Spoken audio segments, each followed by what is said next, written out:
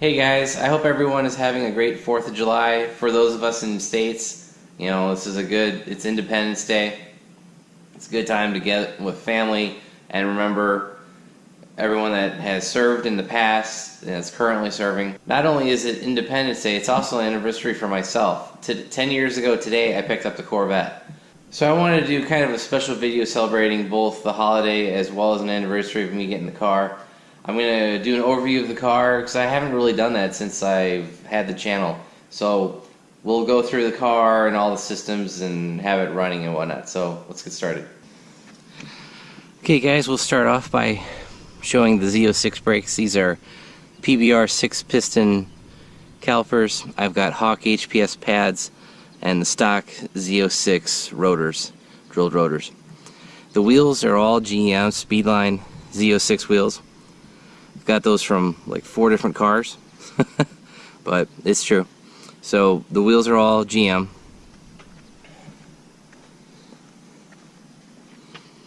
Again, the Brembo 4-piston PBRs in the back, Hawk HPS pads, stainless brake lines, and Z06 rotors. The tires in the back are Michelin Pilot Super Sport 345/3019s. The wheels up front, or the tires up front, are old school set of BF Goodrich KDWs. They're a 275/35/18. Those are going to get replaced at some point. So let's move on to the body. The full body kit is actually from General Motors. The front fenders are carbon fiber. These are Z06 specific carbon fiber fenders. The side emblem I had filled in with composite when my body guy did the work on it. So he filled in there's a little slot that's in the fender that the Z06 emblem hides. In Europe, those are actually turn signal markers because the Corvettes in Europe they have regulation where they need a side turn signal marker. So that was filled in, it's painted. The front bumper is from Chevrolet. It's just a Z06 bumper with the grill and all the accessories. The fog lights are my old ones from my old bumper. The front splitter is from RPI.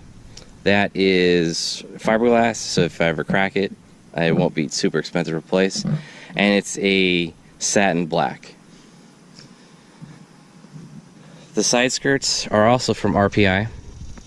Again, fiberglass and a satin black. In an autocross video last year, I actually spun out and hit the timing box, and I ended up replacing the driver's side. I'll have a link to that here. And so I have had to replace one of these, and it was a couple $100, so it wasn't too bad. If it was carbon fiber, each side's like $900 or more. So then the front splash guards are also from RPI. Again, a satin black finish to match the plastic trim. At least that's what RPI says. And that is just to prevent rock chips from going down the fender, as well as to prevent this front leading edge from getting all chewed up. You're still going to get some stuff, but it's just to help prevent rocks from hitting this rear quarter panel. Speaking of, the rear quarter panel is also from Chevrolet. It's fiberglass. Those were never made in carbon fiber.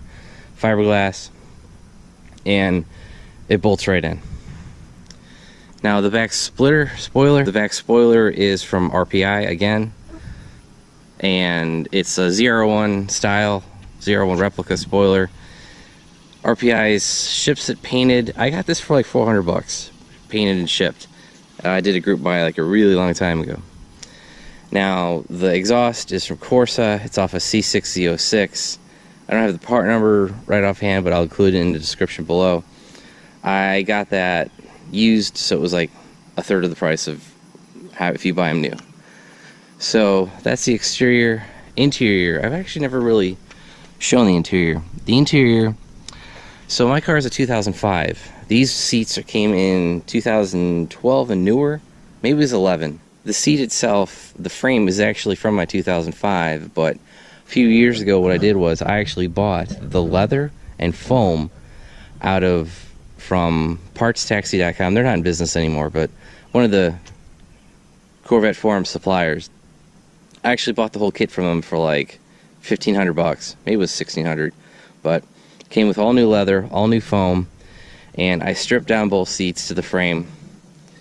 Had to disconnect all the electronics, all the airbags, all the heated elements and all that crap, because I do have the heated seat element, and I had to swap that over to the new foam and the new pads. But so both seats are technically out of a 2012. I mean, if the frame is still from the 2005, but so I've got the newer seats. The door handle on both sides are actually from General Motors. These came on the 3LZ, 3LT, whatever. I think it's 3LZ, whatever version of the more upscale version. The door handles came with they're leather wrapped, and they have the titanium stitching. Otherwise, these are a real nasty, like, rubber. They're pretty gross. Just the worst part of that is actually you have to take off the entire door panel and then disassemble the door panel to get to the door handle, because there's like a screw up top and screw in the bottom. The shift knob and the boot and the e-brake handle and that boot are actually from a company called DS Vets. I think they're in Alabama or Georgia. I think it literally stands for like down south vets. But they sell aftermarket leather for the Corvette and various other cars, and so they actually match the factory stitching. So this is Chevrolet, that's DS Vets. So the leather is a little different, but it does match the boots and the door handle. It's that same style leather, black, ebony black with titanium stitching. So that covers the shift boots and the shifters, the knobs. Those all came from them. Also, the center console is actually reinforced with extra padding. That's also from DS Vets. That's like the best modification you can do to a C6, because the early Corvettes, the early C6, came with a hard rubber plastic with like no padding in it. So like you would kill your elbow resting your arm on here on a long road trip. So that came from DS Vets. The center console came from Chevrolet. It's got this like fake carbon fiber gloss plastic. Like, it looks three-dimensional, but honestly it's like a hydro dip that Chevrolet did. And it's got the hydro dip carbon, the leather surround, and it also has the titanium stitching. Now this actually came from Parts Taxi again. They're out of business, like I said, but you can get it from various other suppliers, and it has the black leather pleather with the titanium stitching, so that's from Chevrolet. The boot, like I said, that's from DS Vets. The last part of the interior is actually going to be the steering wheel.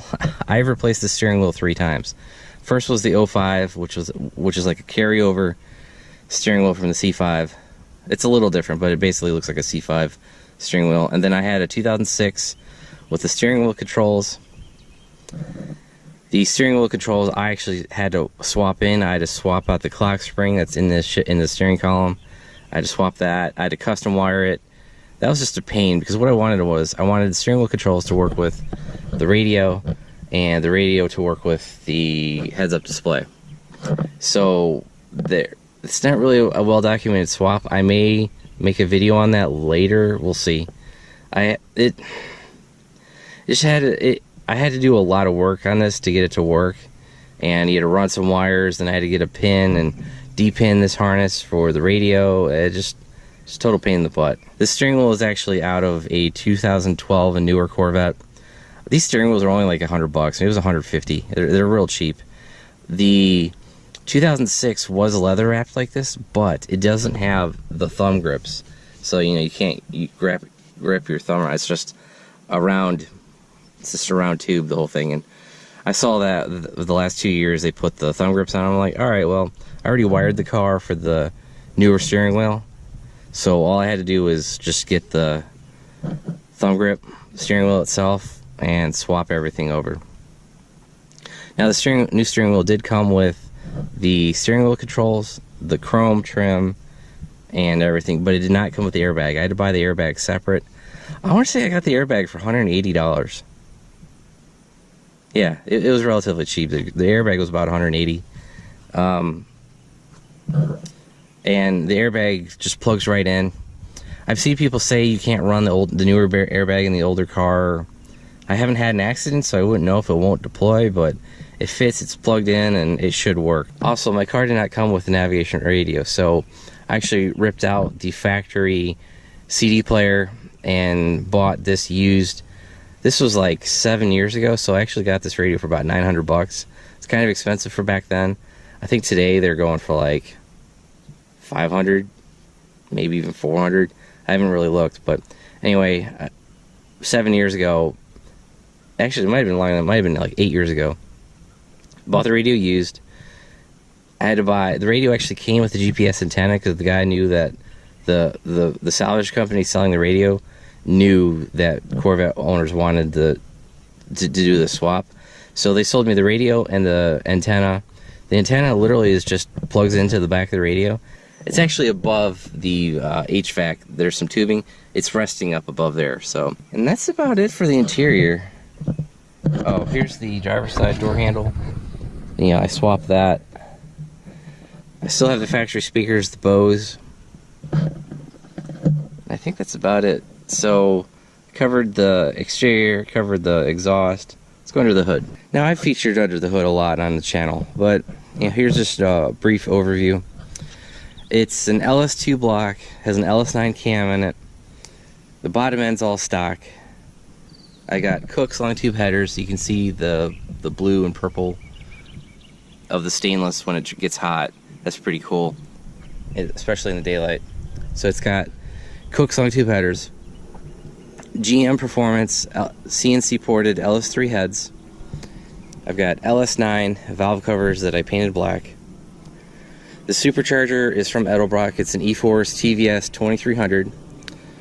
Kit number is 14951. That sounds about right. That's for an LS3 Corvette. Now the difference between the LS3 Corvette and the LS2 really is just the displacement of the motor. The accessory drive, the wiring is pretty much all the same. So since I had actually upgraded the heads like three or 4 years before I done the supercharger swaps. So I ended up getting the LS3 kit because I had the LS3 heads. And the only difference between the heads really are the square port versus cathedral port. The intake is from Edelbrock, but the surround is actually from Haltech. I think I did a video on that. Not really sure. But anyway, the intake surround is from Haltech. The catch can is from Elite Engineering. I've done a video on that where I ran this hose goes to a check valve underneath the blower into the top of the catch can, and then coming out of the catch can it goes into a port on the side of the supercharger behind the throttle body. So there's that. Adapter harnesses, I did have to go from the LS2 to LS3 MAF sensor, so there's an adapter harness going into the sensor. I think there's an adapter harness that I had to buy for the map sensor, because the map sensor on the Corvette is, you know, it's over here behind the throttle body. See this wiring? Yeah, I had to buy an adapter for the map sensor because I had to go from the LS2 to LS3 and then the LS3 to Edelbrock. So there's a lot of wiring hidden under here. The reason I had to go with all those adapter harnesses is because the Edelbrock actually, the plug end is actually for the LS3, so it won't plug into the LS2. Now I'm sure I could have depinned it and jerry-rigged something with the LS2 map sensor, but I didn't really want to cut up the car. I haven't cut any harnesses on here. So, you know, a $20, $30 adapter harness I'm totally fine with, and it's hidden. So those are the two wiring harness adapters I needed. I don't think there was a third one. I think it was just those two. The only other thing I did was my supercharger kit was actually old, and it had the older design Edelbrock idler assembly, the idler for the accessory drive. So I actually ended up buying their newer kit on Amazon for like 200 bucks.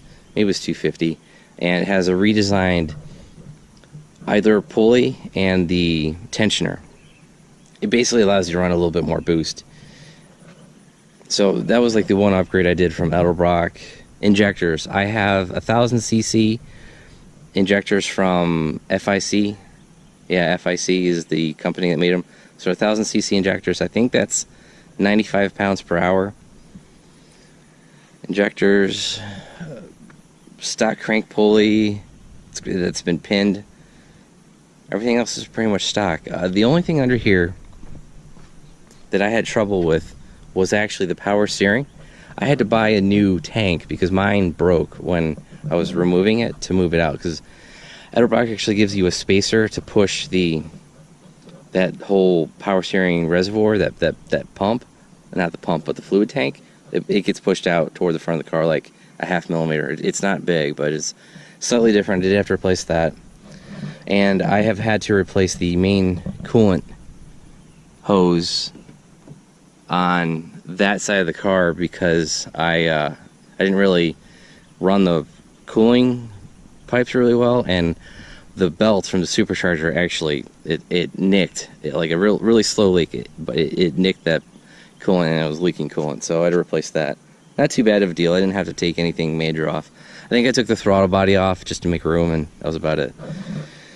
So that's the motor, that's the intake, exhaust we covered. Oh, suspension is a Fott Racing coilover. Let's go to this side. You can barely see it, but that is the top of the front coilover. It is adjustable. I think Fott's are 12-way adjustable. So the fronts are easy because you can adjust it from the front with the little knobs you put on. But the back, you actually are supposed to drill holes in the trunk to get to the top of the coilover. I'll be honest, I've never adjusted it. I left it on the medium setting.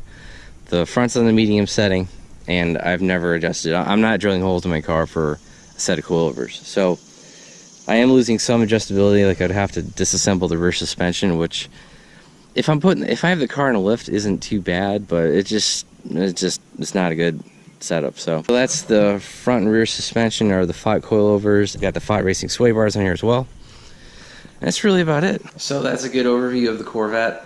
Thanks guys for joining. I know it's kind of a long video, but just want to do an overview of the car, and I've had it for 10 years, so it's kind of crazy. It's the longest I've ever owned a car, so just I didn't think I'd keep it that long. I always kind of thought I was going to get a C7 or the next generation, but the C7 came out and I have no interest in it. So thanks guys for watching. Have a good one, enjoy your holiday, and stay safe. Thanks. Thanks for watching my video. Don't forget to like it, and if you haven't already, please subscribe.